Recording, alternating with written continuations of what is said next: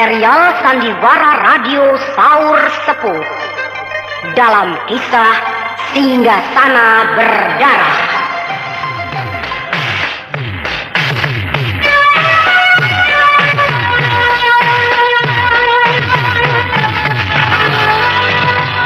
Dalam kisah yang lalu dikisahkan, pasukan Aditya Warman yang melakukan pengejaran terhadap Rangga Roda, seorang pembesar keraton yang membangkang, mendapat kesulitan. Ketika Roda minta bantuan si Cakar Geni, seorang tokoh rimba persilatan yang dikjaya, yang merupakan saudara seperguruan Roda.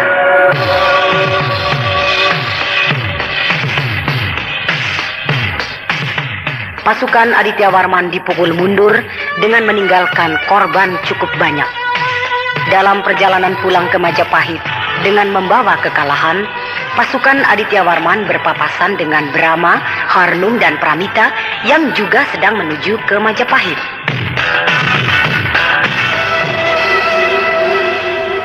Daulat Paduka Aditya Warman. Ya, siapakah kalian? Saya adalah Brahma. Hah? Kau Brahma? Benar, Paduka. Siap! Pasukan! Tahan, Paduka. Sabarlah. Kau orang Kulon, Jahanam. Kau telah membunuh 10 orang prajurit Majapahit. Itulah yang akan saya jelaskan duduk perkara yang sebenarnya kepada Paduka. Kau mau bicara apa? Maaf. Marilah kita bicara dengan tenang. Silakan Paduka duduk kembali. Masukkanlah kembali pedang itu ke sarungnya. Baik. Aku selalu bersedia untuk berunding dengan musuh. Aku sudah duduk. Pedangku sudah aku masukkan ke sarungnya. Bicaralah. Sebelumnya maaf. Saya akan bertanya. Siapakah namanya kepala regu yang 10 orang anak buahnya tewas itu? Rudra. Apakah Rudra memberi laporan kepada Paduka bahwa 10 orang anak buahnya yang tewas itu dibunuh oleh saya? Iya. Pasukan Rudra digempur oleh kau dan 100 orang anak buahmu. Oh, celaka. Itu tidak benar, Paduka. Tidak benar. Anak buah Rudra bukan tewas oleh saya, tapi tewas terjerumus ke dalam rawa. Rawa? Benar, Paduka. Waktu mundur, rupanya karena panik, tidak melihat medan yang dilaluinya. Akhirnya mereka semuanya terjerumus ke dalam rawa dan tenggelam. Tapi bentrok dengan kamu, bukan? Benar. Saya bentrok dengan pasukan Rudra. Akan tetapi, hanya saya sendiri.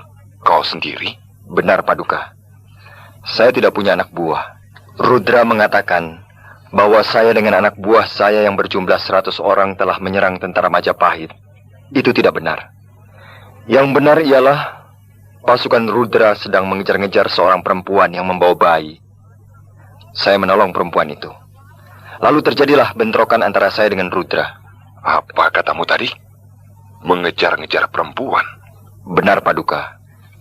Perempuan itu bernama Dewi Pramita, bekas istri Barahistara, Panglima pasukan Sadeng. Hah?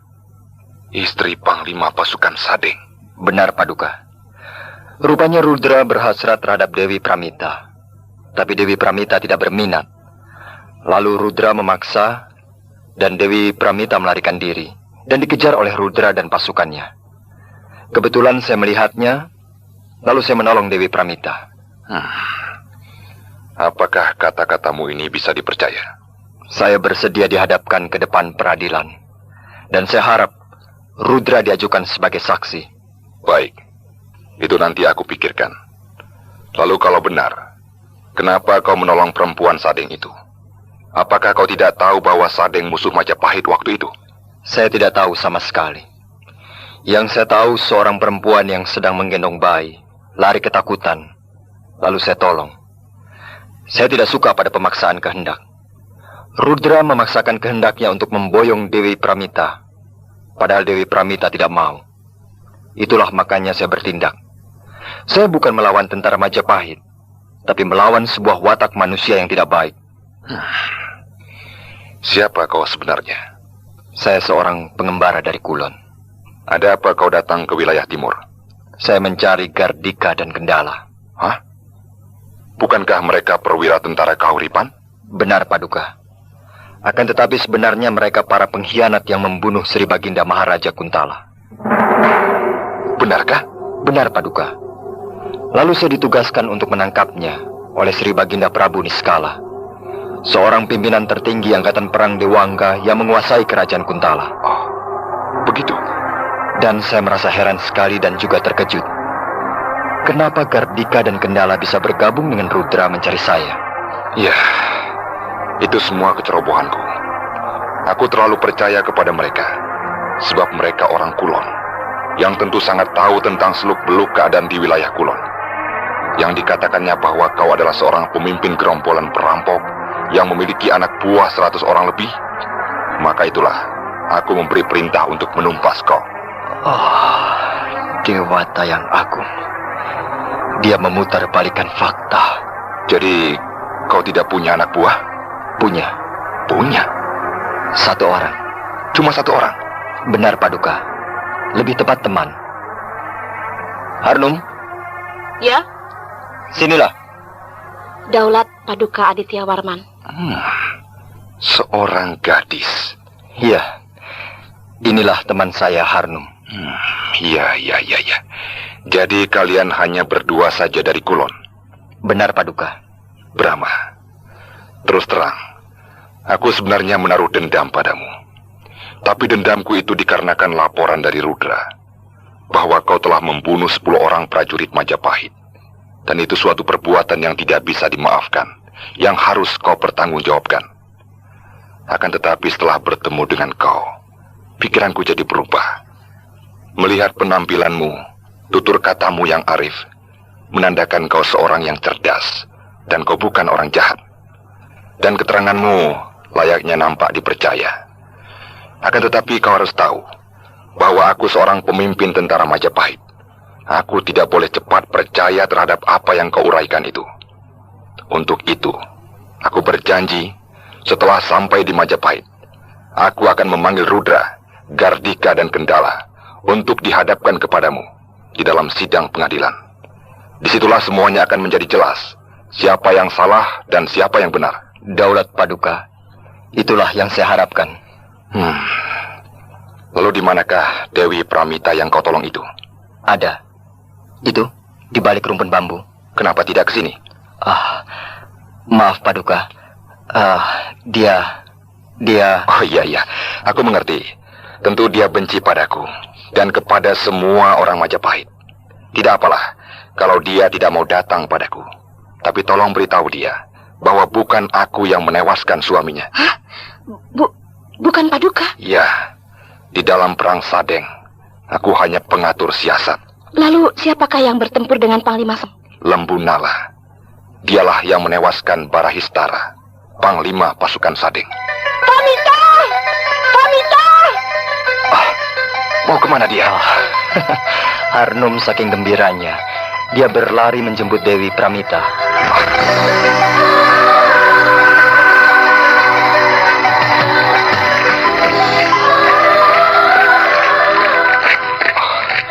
Selamat berjumpa, Dewi Pramita. Penindas. Kak Mita, sopan sedikit. Biarkan Harnum. Biar dia mengeluarkan unek-uneknya. Lumajang kau serbu. Keta kau serbu. Lalu Sadeng juga kau serbu. Serakah. Kenapa kau ingin meluaskan wilayah? Apakah Majapahit kurang luas? Apakah kau tidak mau melihat ada kerajaan lain yang melebihi Majapahit? Apakah kau hanya ingin Majapahit saja yang ada di muka bumi ini? Jawab, Aditya Warman. Ya, yang berhak untuk menjawab semua itu adalah Sang Prabu Tribuwana Tunggadewi. Aku hanya bawahan. Aku hanya menjalankan tugas. Alasan? Sudahlah, Kamita. Kalau bukan karena Brahma dan Harnum, aku tidak sudi datang padamu. Ya, aku mengerti. Aku orang Sadeng, kau orang Majapahit. Aku sudah berada di hadapanmu. Terserah padamu. Kau memang sudah ditawan. Tapi bukan tawananku, melainkan tawanan Brahma. Tawanan saya? Iya. Aku serahkan Dewi Pramita padamu. Selanjutnya, terserah pada kebijaksanaanmu. Oh, iya, saya terima. Mereka datang. Siapa yang datang, Paduka? Rangga Roda dan teman-temannya. Apakah mereka musuh Paduka? Iya. Aditya Warman, rupanya kau di sini. Kau bersembunyi. Rama. Dia adalah Rangga Roda, seorang pembesar Majapahit yang membangkang. Aku ditugaskan untuk meringkusnya, tapi dia dibantu oleh orang-orang rimba persilatan dari Padepokan Gunung Walang. Semuanya memiliki ilmu kedikjayaan yang tinggi. Pasukan tentara biasa tidak mengerti ilmu kedikjayaan, sehingga berantakan kocar-kacir. 15 orang tewas sekaligus. Keadaan sudah terbalik. Pertama aku yang mengejarnya, sekarang mereka yang mengejar-ngejar aku. Bolehkah saya membantu, Paduka? Kenapa kau ingin membantuku? Bukankah kau pernah disakiti oleh tentara Majapahit? Persoalan itu sudah saya anggap tidak ada. Dan saya tahu benar bahwa Paduka yang benar. Maka saya wajib membantu pihak yang benar. Baiklah, aku terima bantuanmu. Pramita, aku mau membantu tentara Majapahit. Aku harap kau mengerti. Bagiku, kau adalah dewa. Perbuatlah apa yang menurutmu baik, Brahma. Terima kasih, Pramita. Harnum, kita ada pekerjaan. Lumayan, obat pegel. Luar biasa. Mereka benar-benar pemberani. Silakan Paduka yang memimpin pertempuran. Saya dan Harnum siap mematuhi perintah. Baik. Pasukan!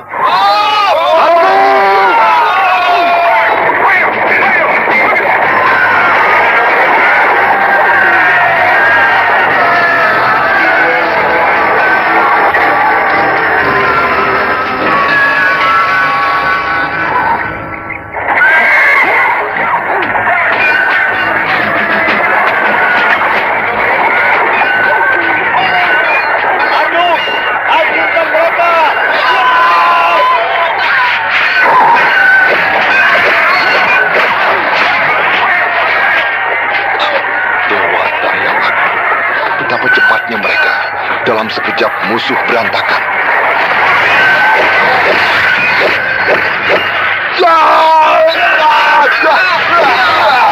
Siapa mereka, ha?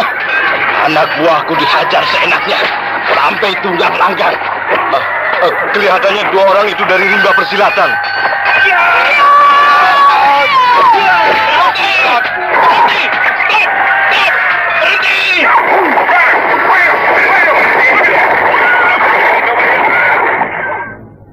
Edan, biadab. Murid-muridku mati semua. Oh, aku susah payah mengumpulkan 10 orang murid. Lalu aku didik dengan sabar. Sekarang mereka semua mati. Siapa kau manusia biadab?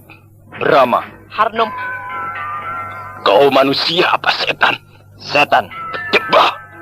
Kau tidak tahu aku Cakar Geni, guru besar Padepokan Gunung Walang. cakar geni, apa cakar ayam? Kau telah membunuh semua muridku. Kau harus dicincang. Ya,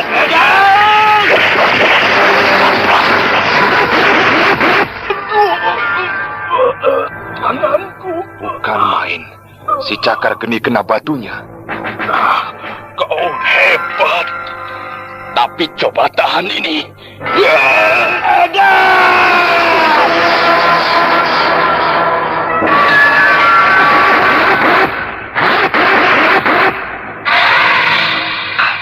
Rupanya itu yang namanya cakar geni. Tangannya bisa menyala mengeluarkan api.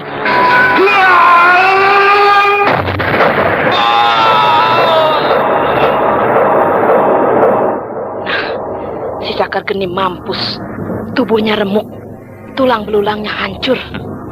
Suatu pameran ilmu kedikjayaan tingkat tinggi.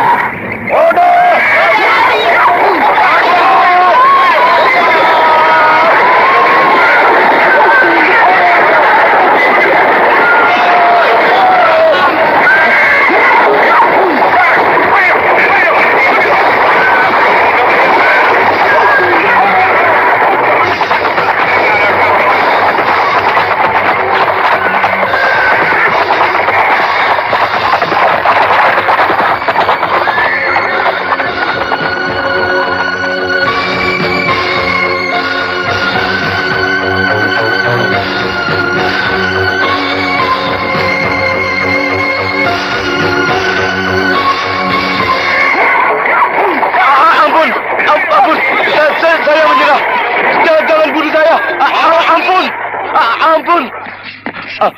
Ampun. Aku menyerah di Warman. Ikat dia.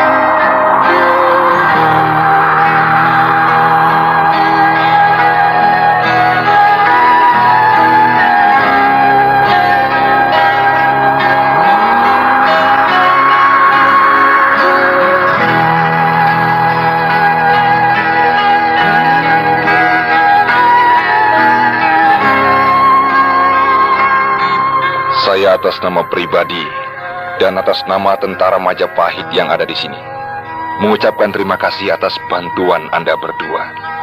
Anda berdua telah berjasa pada Majapahit. Janganlah hal tersebut dianggap sebuah jasa.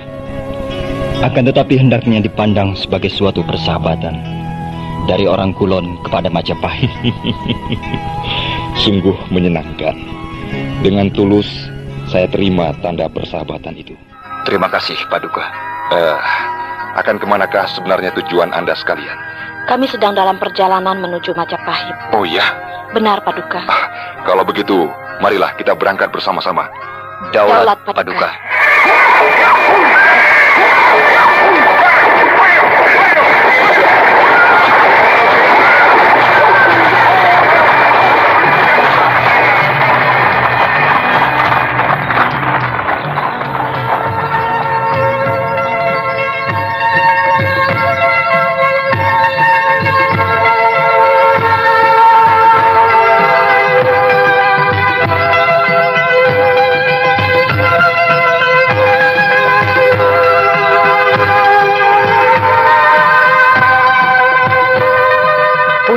Cinta ulang tiba.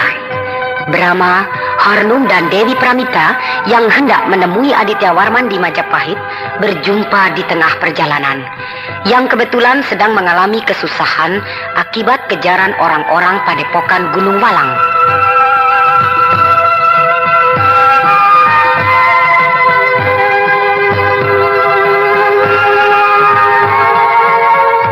Melihat sepak terjang Brahma dan Harnum yang dalam waktu sebentar bisa menghancurkan orang-orang padepokan Gunung Walang, Aditya Warman yakin bahwa orang-orang Kulon itu bukan orang sembarangan.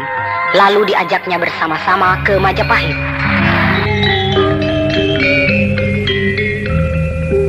Gajah Mada benar-benar tidak main-main. Hampir semua pejabat kerajaan diganti. Yang tua-tua atau yang loyo diganti oleh tenaga muda yang lebih energik. Bukan hanya energik, tapi radikal. Kau lihat, tidak satupun para menteri yang lalu dipakai oleh Gajah Mada. Mantri Demung Tanpa Ruang, Mantri Kanuruhan, Empu Blen, Mantri Rangga Roda, dan Mantri Tumenggung Wayu, semuanya ditendang. Padahal keempat menteri tersebut adalah orang-orang yang paling terpakai oleh patih yang dulu, Arya Tadah. Penggantinya lalu siapa? Demung Alus, Kanuruhan Bajil, Ranggapa, dan Tumenggung Lembunala. Wah, mereka orang-orang radikal. Ya, merekalah sekarang yang dipakai oleh Gajah Mada. Rupanya apa yang dikatakan oleh orang tua waktu ada gempa bumi di Banyu Pindah, bahwa akan terjadi perubahan besar di kerajaan Majapahit. Rupanya inilah artinya. Pergantian Patih Arya Tadah oleh Patih Gajah Mada yang berlanjut dengan pergantian besar-besaran di dalam tubuh pemerintahan kerajaan Majapahit. Dari melihat tokoh-tokoh yang sekarang duduk di dalam pemerintahan, ialah tokoh-tokoh yang sangat radikal, kita sudah bisa menilai apa maunya Gajah Mada. Ya, benar.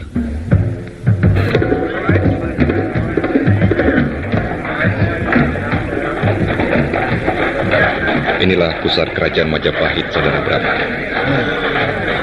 Bukan main. Luar biasa. Sungguh mengagumkan. megah dan indah. Ternyata bukan nama kosong. Bahwa Majapahit adalah besar dan megah. Terus terang, aku kagum dan takjub. Pertama kali aku melihat ibu kota kerajaan Kuntala, aku bengong dan terpesona. Tapi dibandingkan dengan ibu kota Majapahit ini, tidak ada apa-apanya. Kalian terlalu memuji. Padahal di wilayah Kulon pun banyak kerajaan yang besar dan megah. Setahu saya, tidak ada yang sebesar Majapahit. Pajajaran? Saya belum pernah ke Pajajaran. Oh. Gardika! Gardika! Ada apa? Brahma! Brahma? Mana? Di keraton. Hah? Di keraton? Dia datang bersama-sama dengan pasukan Aditya Warman. Yang benar. Pasukan Aditya Warman yang mengejar Arya Roda sudah kembali. Arya Roda diikat dan dijaga ketat. Aditya Warman berjalan di muka, dan di sampingnya Brahma, Harnum, dan Dewi Pramita. Oh, celaka. Mereka tentu telah bertemu dengan Aditya Warman, lalu menceritakannya semuanya dengan jelas tentang siapa dia dan siapa kita. Ayo kita pergi. Kemana? Ke Kahuripan. Ya, baik. Kita jadi tidak enak. Tidak enak bagaimana, Kakang Brahma? Kita ditempatkan di sebuah rumah yang sangat bagus dan dijamu dengan baik. Iya, jadi seperti tamu agung. Brahma, Harnum, aku akan pindah. Pindah? Iya. Aku tidak sanggup menerima kebaikan Aditya Warman. Sementara bayangan penderitaan rakyat Sadeng menghantuiku. Kau terlalu menuruti perasaan Pramita. Bukankah kau pernah berkata bahwa kau tidak mau jadi orang yang dibayangi masa kejayaanmu di masa lalu? Kau adalah kau yang sekarang, yang siap melangkah ke depan dengan tegar. Iya, tapi ternyata susah, Brahma. Pelan-pelan, Pramita. Sudahlah, kau jangan kemana-mana. Marilah kita selalu bersama-sama. Kecuali kalau kau sudah tidak mau lagi bersamaku, bersama Harnum. Aku selalu ingin bersama kalian, Brahma, Harnum. Tapi aku ingin tidak berada di keraton Majapahit ini. Aku ingin kita seperti dulu, tinggal di sebuah desa, berbaur dengan penduduk desa yang jujur, bertani dan berkebun. Tentu saja, Pramita. Kita di sini hanya untuk sementara. Selanjutnya kita akan pergi. Iya. Tapi dengan catatan, kalau urusanku dengan Gardika dan Kendala sudah selesai. Iya, aku bersedia. Saya pun tentu saja harus pulang, Kak Mita. Pulang ke wilayah Kulon. Nah, apakah Kak Mita mau ikut saya ke wilayah Kulon? Melihat penampilan kau dan Brahma, dua orang dari Kulon yang menakjubkan. Tentunya kehidupan di wilayah Kulon itu menyenangkan. Saya kira soal menyenangkan atau tidak, di mana saja sama. Tidak di Kulon, tidak di timur, di utara atau di mana saja. Kadangkala menyenangkan dan kadangkala tidak. Ya, kau benar, Harnum. Daulat Paduka Aditya Warman. Nah, bagaimana tugasmu? Beres. Ampun Paduka, gagal. Gagal. Daulat Paduka. Gardika dan Kendala melarikan diri ke Kahuripan. Rudra kabur entah kemana. Berdebah. Kalau begitu benar-benar mereka pengkhianat, penipu. Wah, tolol benar aku ini. Bisa dibohongi oleh mereka. Kapan mereka pergi? Tadi malam, Paduka. Ya, sudah. Tugasmu sudah selesai. Daulat Paduka.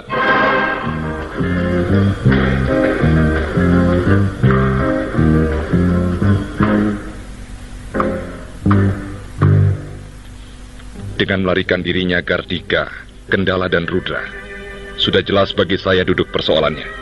Siapa yang salah dan siapa yang benar. Daulat Paduka.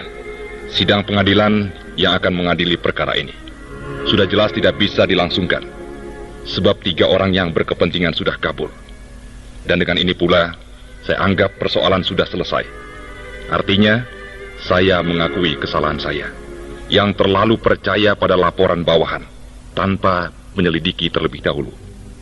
Selain itu, saya anggap pula yang benar adalah Anda berdua, Brahma dan Harnum. Daulat Paduka. Juga saya memutuskan untuk mempercayai semua keterangan Anda berdua. Selanjutnya persoalan Gardika, Kendala dan Rudra, saya anggap persoalan angkatan perang Majapahit. Jadi mereka akan dikenakan hukuman ketentaraan. Dan saya sudah membentuk pasukan khusus untuk menangkap mereka. Tapi apakah saya boleh membuat perhitungan dengan mereka? Tentu saja. Karena saya membentuk pasukan khusus itu. Tidak untuk menutup kemungkinan bagi Anda untuk membuat perhitungan pribadi. Nanti kami bisa bentrok dengan pasukan khusus karena sama-sama ingin menangkap orang yang sama. Itu tidak akan terjadi. Sebab pasukan saya sudah saya berikan penerangan tentang Anda berdua. Oh, iya ya. Nah, mulai hari ini, Anda semua menjadi tamu saya. Berliburlah sepuasnya di Majapahit. Kalau ada perlu apa, lekas hubungi saya. Terima kasih, Kardika.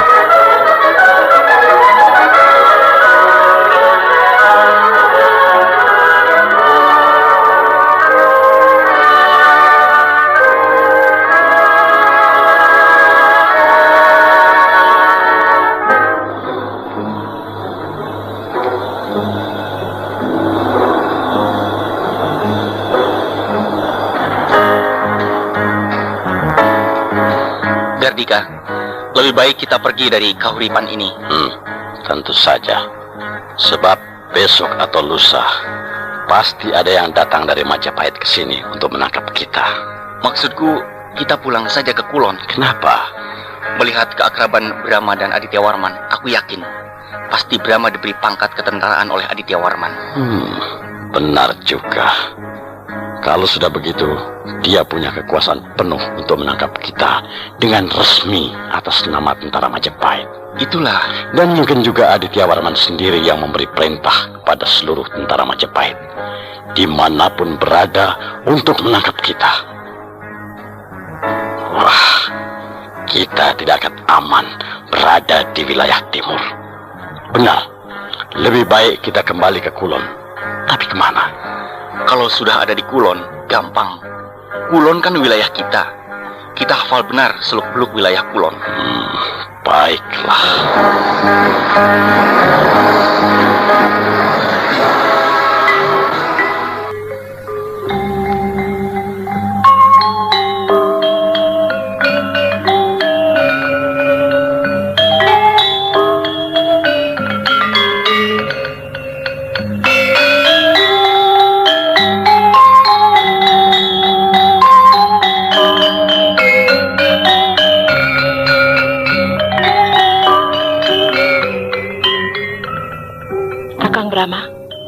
Tiba-tiba saya kok kangen. Kangen? Kangen sama siapa? Kangen ke rumah. Rumah? Iya, rumah saya di Niskala. Kau ini seperti anak kecil. Sebabnya tadi malam saya bermimpi bertemu Kakang Ajisaka dan semua famili. Saya jadi ingin pulang. Itu namanya penyakit rindu kampung. Oh ya? Iya. Saya juga pernah punya penyakit begitu. Waktu diajak suami saya ke Tuban. Setelah 5 hari, rasanya kok ingat terus ke Sadeng. Dan perasaan ingin pulang kuat benar mendesak-desak hati. Saya juga sekarang begitu, Kak Mita. Lebih baik kau pulang. Apalagi sebelumnya bermimpi bertemu dengan semua familimu. Siapa tahu ada kejadian apa-apa di Niskala. Kita kan tidak tahu. Pulang yuk, Kakang Brahma. Lalu Gardika dan Kendala bagaimana? Maaf, ya Kakang, jangan marah. Kok pakai maaf segala dan jangan marah? Soalnya begini. Begini bagaimana? Kakang terlalu menurutkan kata hati Kakang sendiri. Maksudmu? Kakang bukan orang Kuntala, bukan? Iya. Gardika dan Kendala yang membunuh Sri Baginda Maharaja Kuntala. Nah, kenapa Kakang yang jadi susah? Harnum, aku adalah ketua 6 kerajaan sekutu yang bertanggung jawab terhadap apa yang terjadi di kerajaan Kuntala. Nah, aku harus menunjukkan tanggung jawabku sebagai ketua. Memang benar. Tapi saya kira raja-raja 6 kerajaan sekutu akan maklum bila Kakang pulang dengan tangan hampa. Sebab hal tersebut bukan berarti suatu kegagalan, melainkan sengaja dilepas. Dilepas? Artinya Kakang melepaskan Gardika dan Kendala, sebab sudah diambil alih oleh Majapahit. Apalagi kalau Kakang bilang bahwa Gardika dan Kendala minta perlindungan kepada kerajaan Kahuripan. Dan kerajaan Kahuripan adalah kerajaan bawahan Majapahit.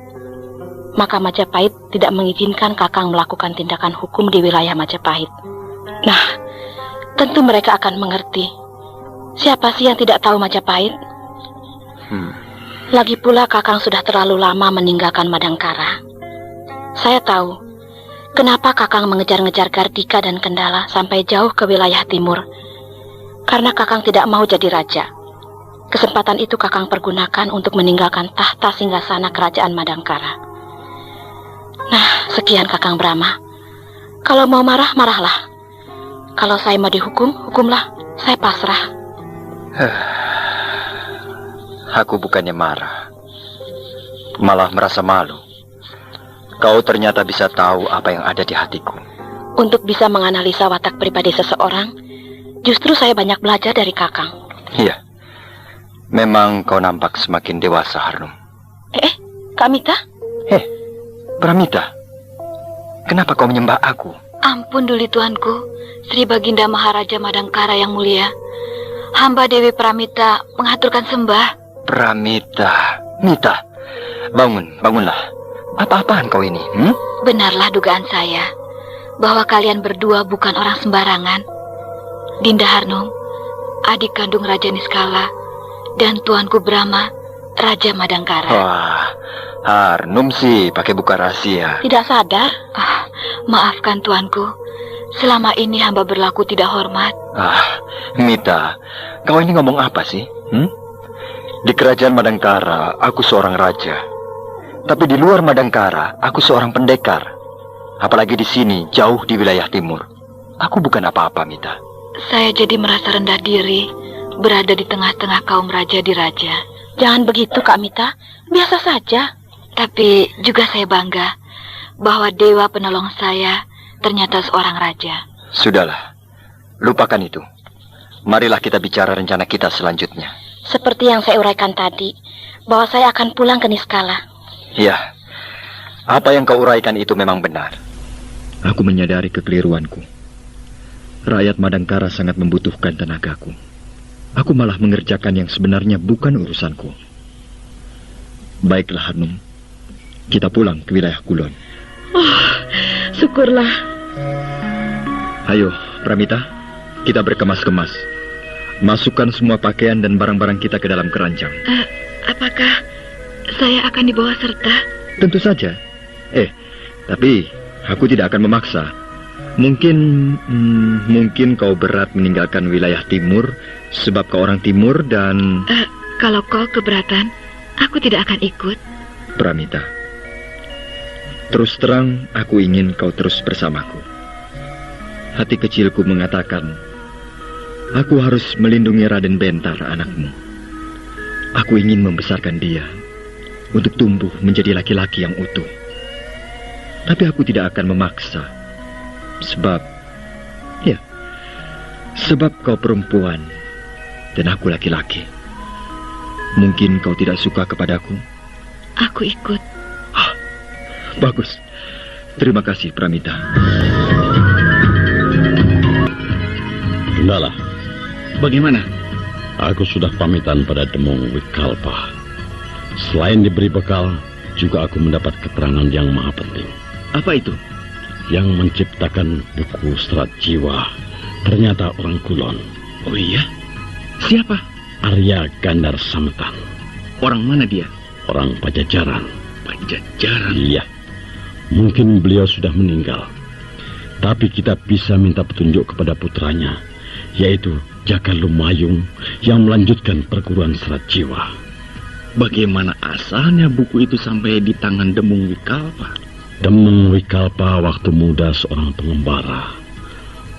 Perantauannya sampai ke wilayah Kulon dan menjadi murid Ki Arya Gandar Sametan di kerajaan Tanjung Singguru. Wikalpa kemudian kawin dengan anak gurunya. Wah, murid sekaligus menantu. Ya, begitulah. Lalu? Arya Gandar Sametan berniat mewariskan perguruan Serat Jiwa kepada Wikalpa. Tapi perguruan Serat Jiwa terlibat dalam pemberontakan yang hendak menggulingkan Raja Tanjung Singguru. Perguruan Serat Jiwa digempur oleh bala tentara Tanjung Singguru. Semuanya tewas, kecuali Wikalpa yang berhasil meloloskan diri dengan membawa buku Serat Jiwa. Oh, begitu kisahnya. Iya. Katanya semuanya mati. Tapi kok masih ada putranya Arya Gandar Sametan yang bernama Jaka Lumayung dan menjadi pewaris tunggal. meneruskan perguruan serat jiwa? Jaka Lumayung waktu itu masih kecil, dipelihara neneknya di Pajajaran. Oleh karenanya perguruan serat jiwa dipindahkan ke Pajajaran.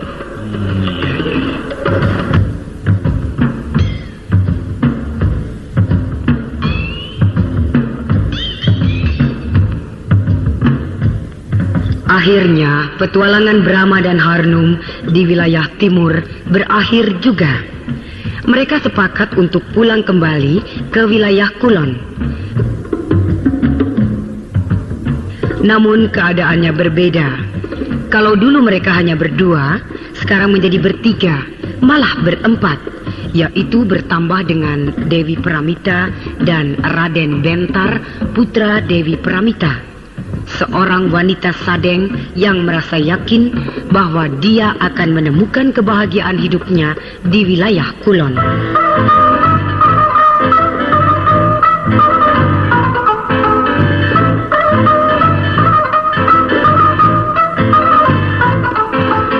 Sementara itu pula, Gardika dan Kendala pun pulang kembali ke wilayah Kulon dengan tujuan kerajaan Pajajaran untuk mencari Jaka Lumayung, putra Ki Arya Gandar Sametan yang menciptakan buku serat jiwa.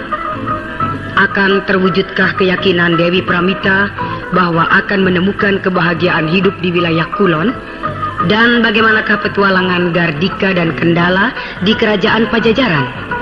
Nah, pendengar yang budiman, marilah kita ikuti lanjutan serial Sandiwara Radio ini.